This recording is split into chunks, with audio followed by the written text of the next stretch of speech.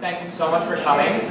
On behalf of Jewish Voice for Peace Chicago, Jewish Voice for Peace's chapter at the University of Chicago, and JU Chicago, I would like to welcome you all here, and Open Hillel, also sponsoring the tour. Welcome. We are here today because we're being visited and we are honored to host 3 veterans of the Civil Rights Movement. All 3 of them served in the Student Nonviolent Coordinating Committee and traveled south for campaigns including Mississippi's Freedom Summer. I'm honored to introduce Ira Grupper, Larry Rubin, and Dottie Zellner.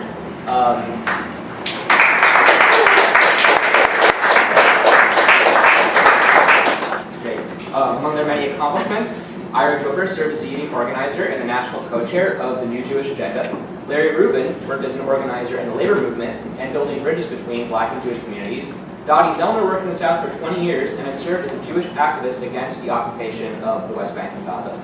This only begins to skim the surface. Please refer to their biographies for more information. I think that's directed at me. They're going to take about 10 to 15 minutes to tell you about themselves and their work and their Jewish identities and the relationship between those. And then when that's done, we will have a Q&A for about 45 minutes.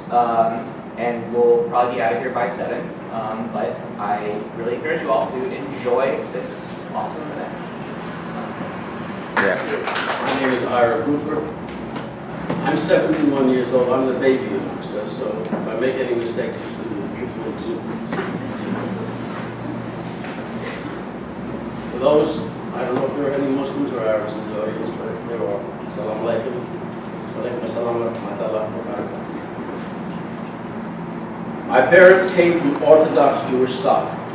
With that, he became politicized and unorthodox during the Great Depression in the 1930s. We lived then in Brooklyn, New York.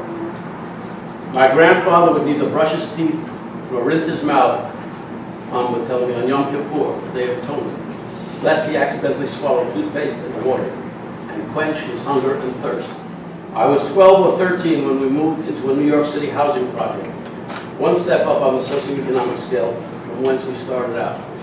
If all Jews had money, they must have missed my house.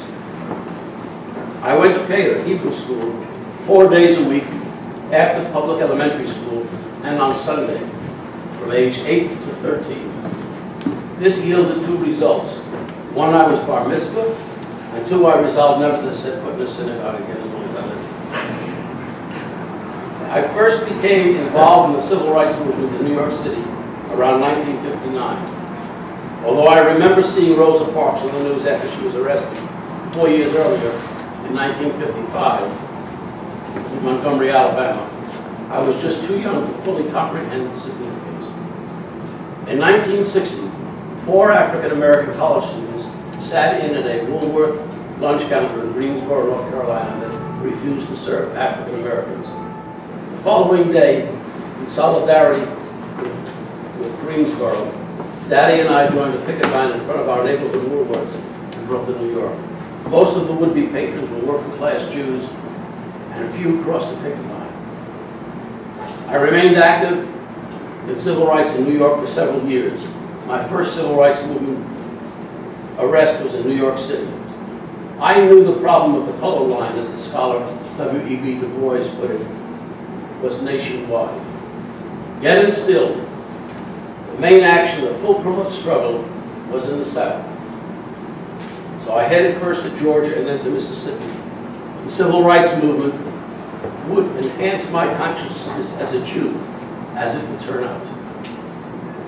In Mississippi, blacks generally, black and white civil rights workers in particular, faced grave danger, jailings, beatings, economic reprisals, and sometimes death.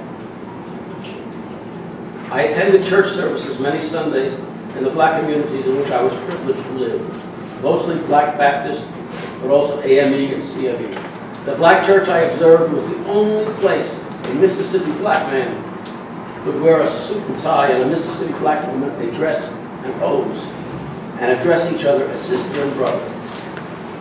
If religion was an opium, and it also was an anchor, a refuge. So I decided to find out who I was as a Jew.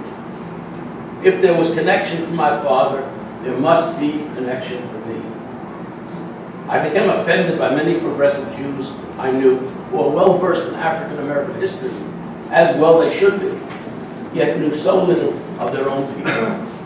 It was this as if they were almost ashamed of being Jewish, not understanding the history and political economy of anti-Semitism and the roles Jews played in particular empires, epochs, and nations.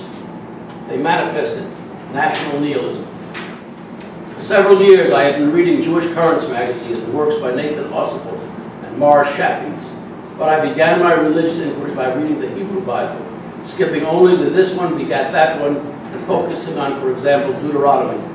I command thee, saying, thou shalt open thy hand wide unto thy brother and sister, to thy poor, to thy needy in the land. I added the word sister to the quote, which is why I wrote it. My Jewish identity was becoming my Jewish strength, intermingling the progressive strains of religion and culture with a proletarian internationalist outlook. Culture for me became not just technique, sensuousness, and aesthetics. I could not enjoy culture when it was connected to torture. No art for art's sake for me. For example, during the Nazi period, Ilse Koch designed very pretty lampshades. Could the fact that they were made from the skins of murdered Jews inhibit one's enjoyment? Another example, Vernon Dahmer, leader of the NAACP in Hattiesburg, Mississippi in the 1960s, went on the radio to urge his people to register to vote, to not be afraid. He offered to pay the poll tax for anyone who would risk her or his life by attempting to vote. The poll tax was a way to keep African Americans off the voting rolls. Many African Americans were poor and could not afford this tax. Whites did not have to pay the tax. A minister from the Delta Ministry of the National Council of Churches and I went to visit Mr. Dahmer. Mr. Dahmer gave us this sign, which is attached to a tree in his house. The sign reads, I want you in the white knights of the Mississippi Ku Klux Klan. They really didn't want an African American to join the Ku Klux Klan, but this was the death threat of the Ku Klux Klan. 6 months later, Mr. Dahmer was dead. The Klan had hurled a firebomb into his house. He ran to get his piece, his weapon, to defend himself. His wife escaped, his daughter was burned, but escaped. Mr. Dahmer was burned of 8% of his body. He died 2 days later of smoke inhalation. One of my daughters is named after Vernon Dahmer.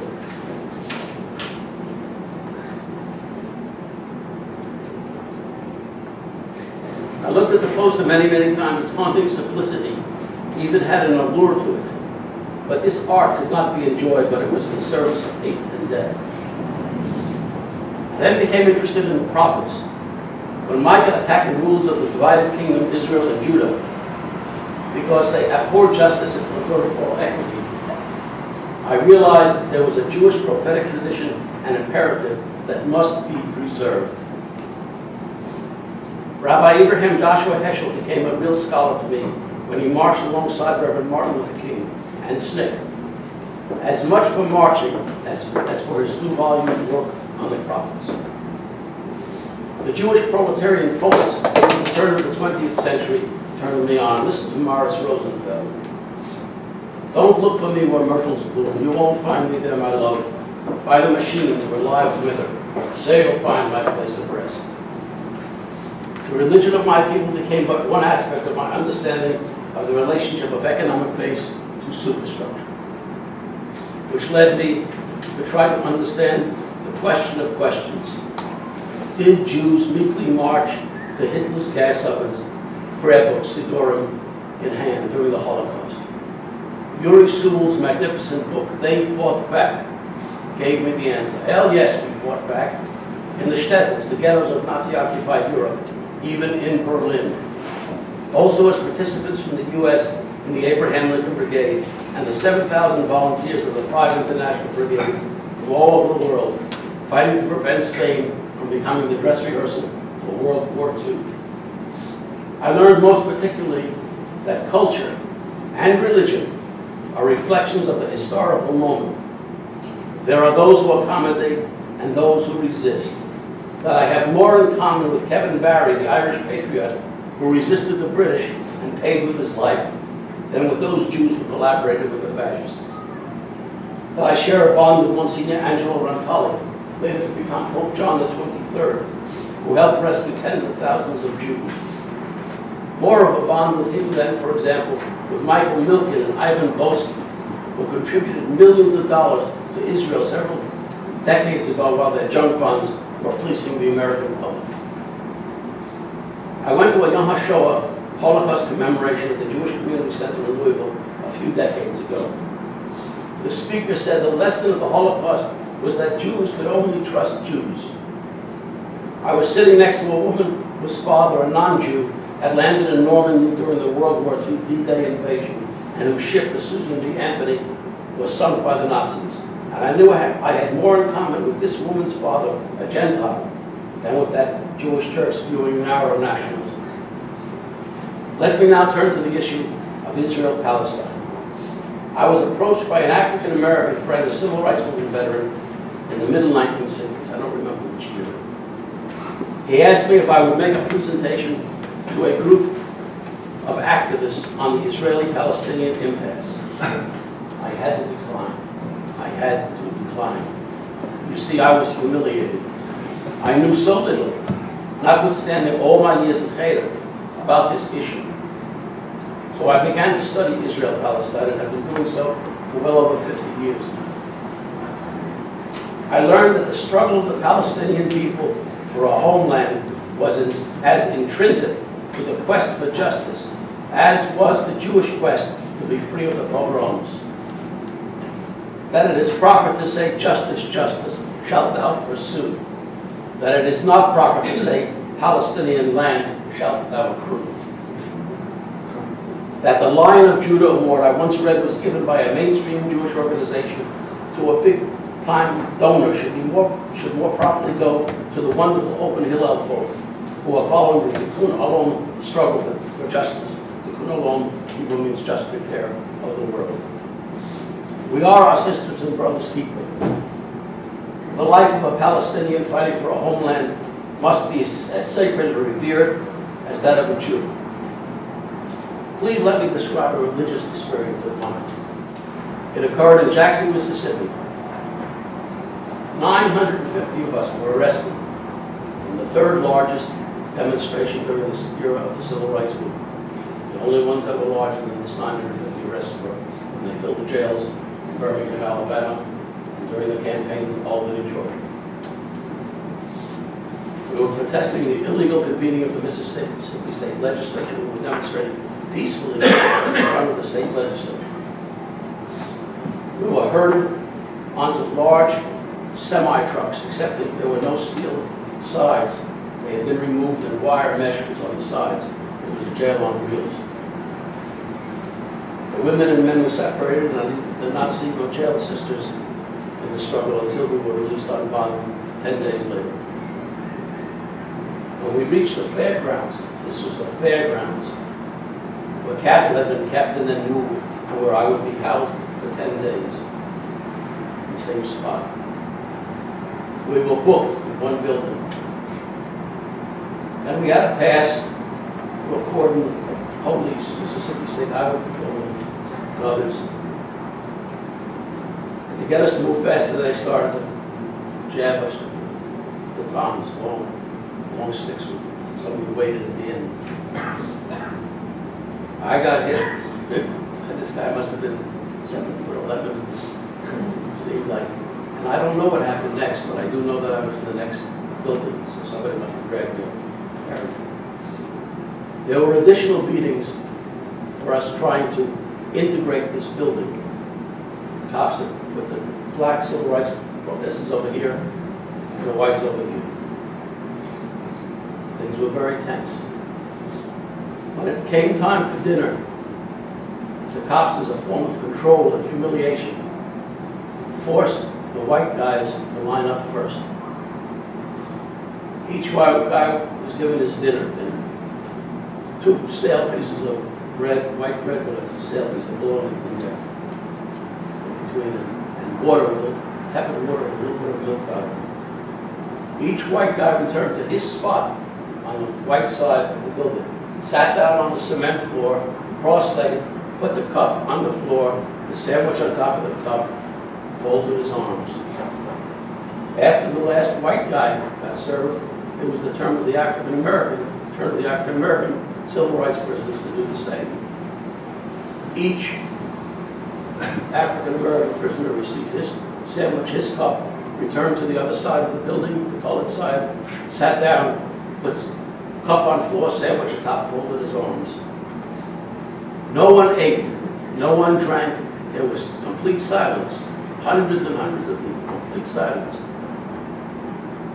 After the last black prisoner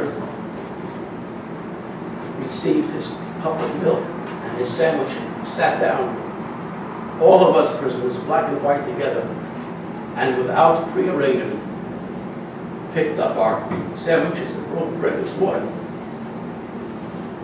And that's what the civil rights movement meant to me. Thank you.